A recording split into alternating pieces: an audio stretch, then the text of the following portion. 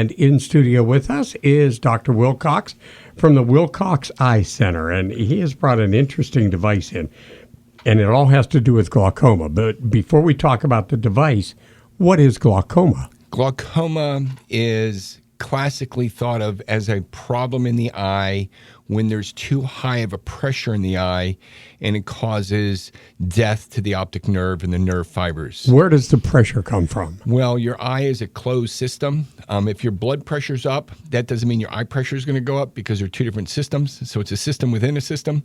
And so the little ball, your eyeball, has fluid that's made inside of it that is drained from inside of it to outside of it. Not your tears. This is all behind blood vessel stuff. And so glaucoma is a loss of nerve fiber in the optic nerve. Now, the way most people think of it is the pressure goes up too high, and they're always worried about their number, when in fact it could be just a circulation problem. And so I like to say that with glaucoma, if I want to kill you, I can strangle you with a rope and cinch it up around your neck, right? Or I can loosely drape a plastic bag over your head with no pressure, and you'll still die. You'll just die from the lack of oxygen in circulation. So the astute glaucoma treater is not only looking at pressure, but is looking at global circulation issues, and I'm a circulation dink in a number of different ways. And so the instrument I have, something we've been doing wrong, only because that's all we've been allowed to do, is when a patient comes in the office who has glaucoma and they're treated, we're seeing them 2 to 4 times a year. So when you're checking someone's pressure in the middle of the day, typically somewhere between 9 and 5, you're checking the greatest likelihood of having the lowest pressure, and you're only checking it 2 to 3 times a year, or 4, whatever the number might be. When in fact, the cardiologist will give you a Holter monitor and say, go home, right, and let's check your heartbeat for a week. Well, this is the answer for that. So it's an at-home eye pressure monitoring device. Patients come in, we teach them how to use it. They take it home, they use it. Breakfast, lunch, and dinner, right when they wake up and right when they go to bed. And I always say, and if you're really good and you want a gold star, you'll do it at 2 or 3 in the morning when you get up to go pee. So now we're going to get 5 to 6 readings a day for 5 or 6 days in a row. And they found that 50% of people who are treated for glaucoma, the doctors are treating their glaucoma, change their treatment because they find out they have these spikes outside of the 9 to 5 hours. The range in pressure that you should have in your body is 4 points or less. So if you have a pressure of 15, it can go up 2 or down 2 within a 24-hour period, and that's okay. Once it goes up 5 or down 5, up 3, a change of 3, a delta of 3, then you're considered at risk. And the higher the numbers, the worse the problem. So the pressure in your eye, when we believe most of the body relaxes, actually goes up at night. Is that a trend with all people?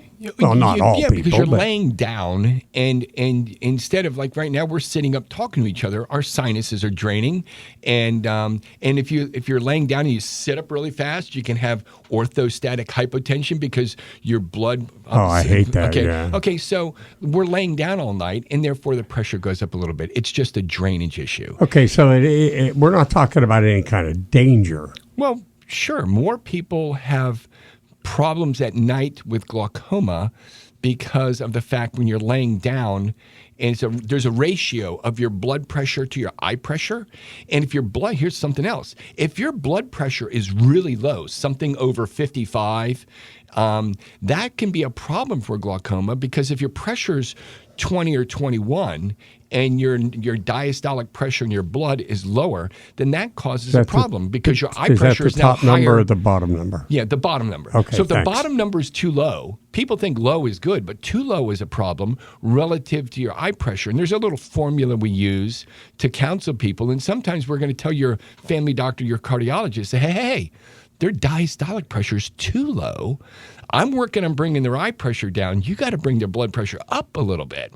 So when they test for glaucoma, when they do the eye pressure test, is that when they actually touch the eye or the puff of air. Oh, yeah, that dreaded puff of air test that people still flinch. We haven't had that for decades in the office. But the way, yes, when you walk away from the eye doctor. All right, wait a minute. Let me rephrase the question there.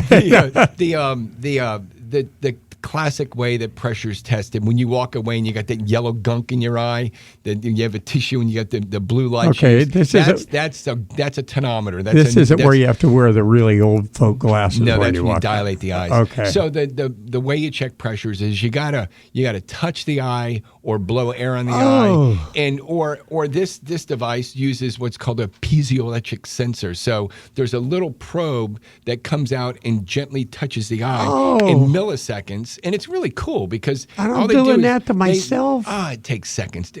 Well, we won't do it with you. We don't do it with sissies with faces like that. And but there's nobody we haven't been able to train. Okay? Wait a minute. Okay. You know you're in trouble when Doc Wilcox starts picking on you. My God. Hey, I'm one of 12 kids, man. You can't try anything on me that hasn't been tried. I can see.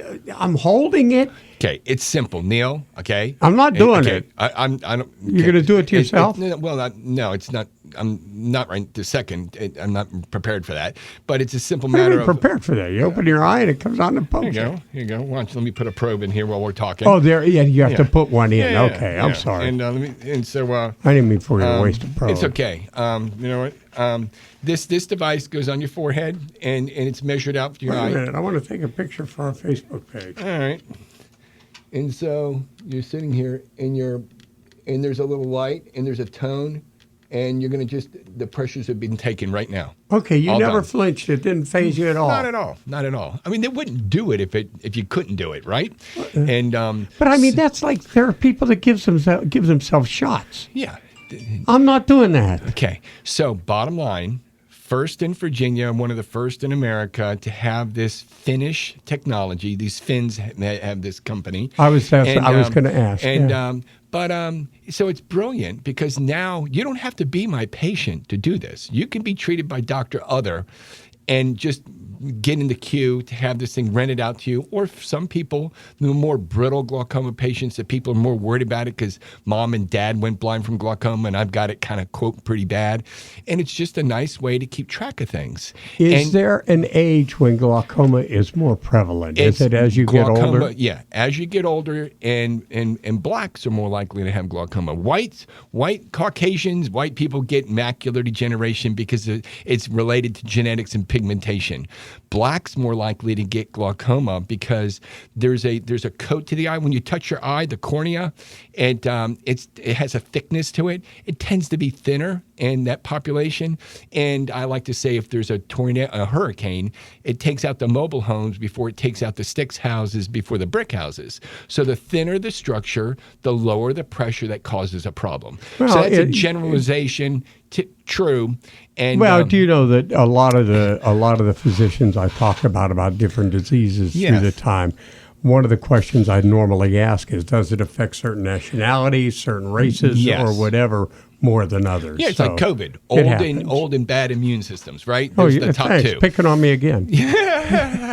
So, so this tonometer is neat. It's solving problems. It's kind of neat that it's out recently, but now it's jumping off the shelves because of COVID, because now the patients don't have to come in to see the eye doctor as often, and their eye doctor can manage them from afar. What now?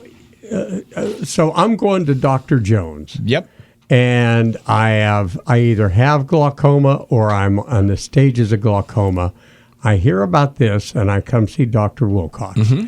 And so I'm doing this test. I'm either sending it to you or bringing it to you for you to get the results. Do you then communicate with Dr. Jones? Yes. Yes, I have not one bone to pick with anybody, and hopefully you as a patient of Dr. Jones don't have a problem communicating with Dr. Jones.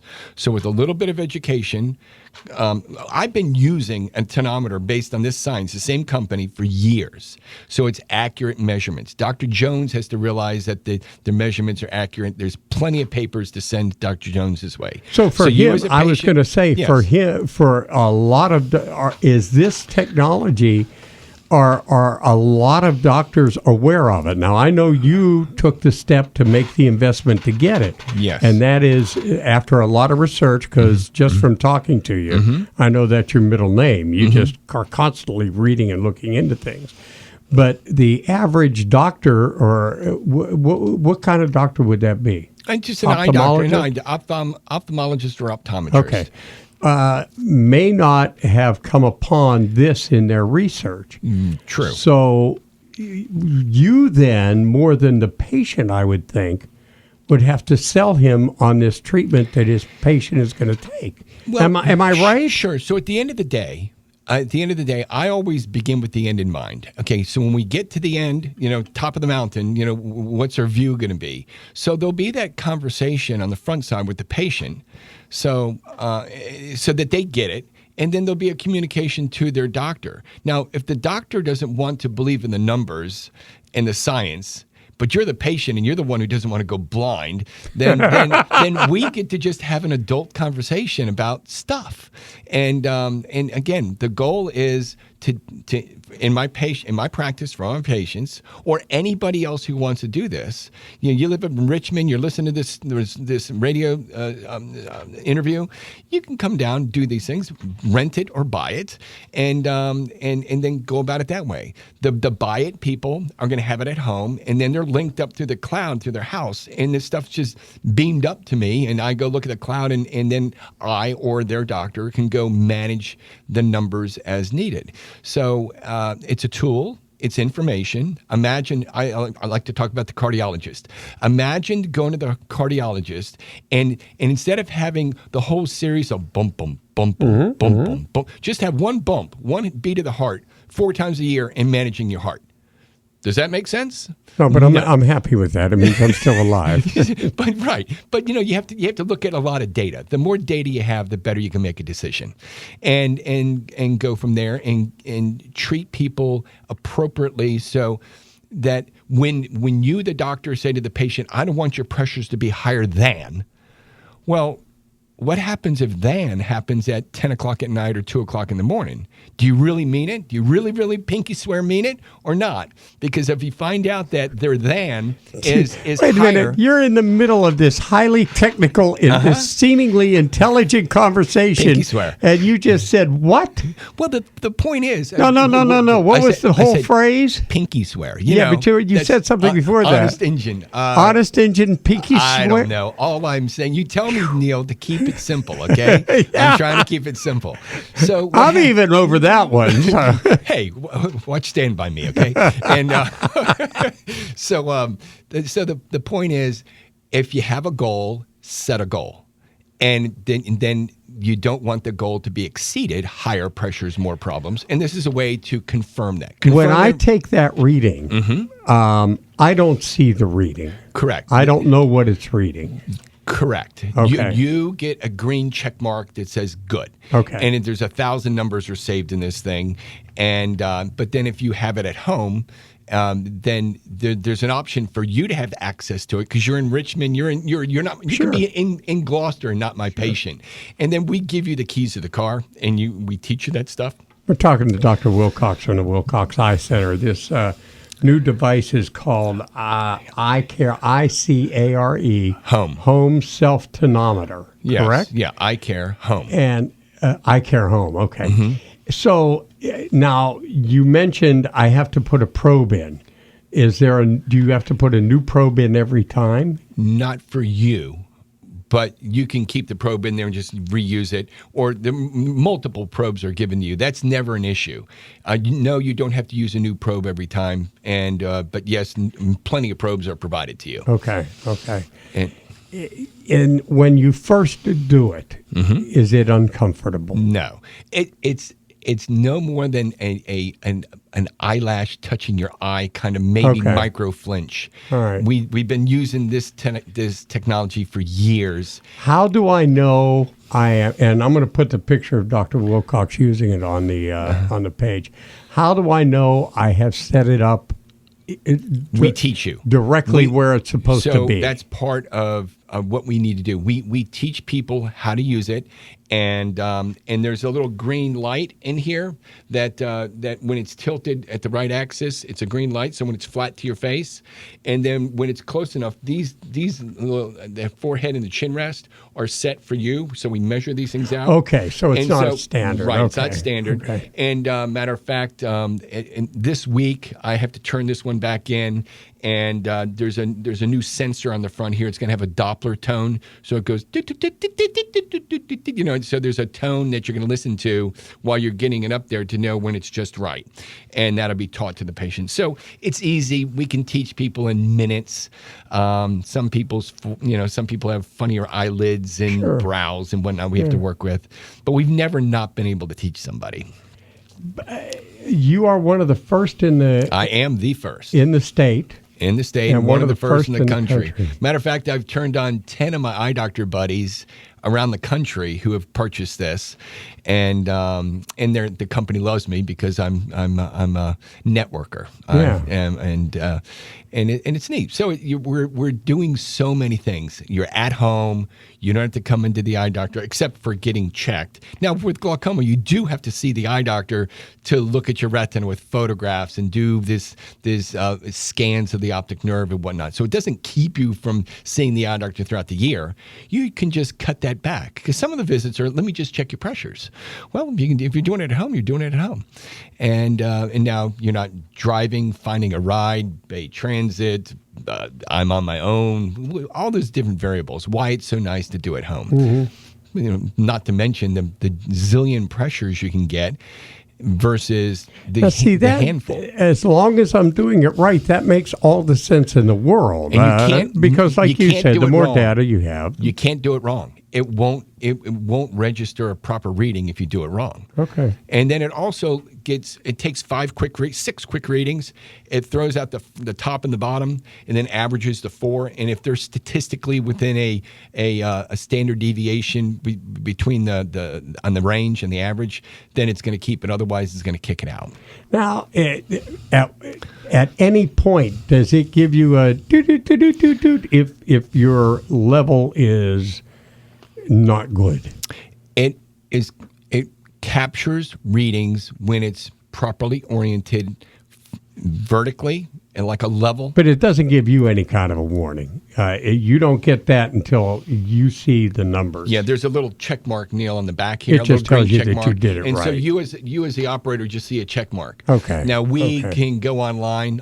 Yesterday, I had an email that came into me because I have a patient who has this at home, another one at home, and we set some guidelines as to boundaries as to if it gets higher than that, let me know. And sure enough, I got an email saying that Mrs. Smith's pressures were higher than I wanted them to be as a goal, as a high watermark. And so it's brilliant.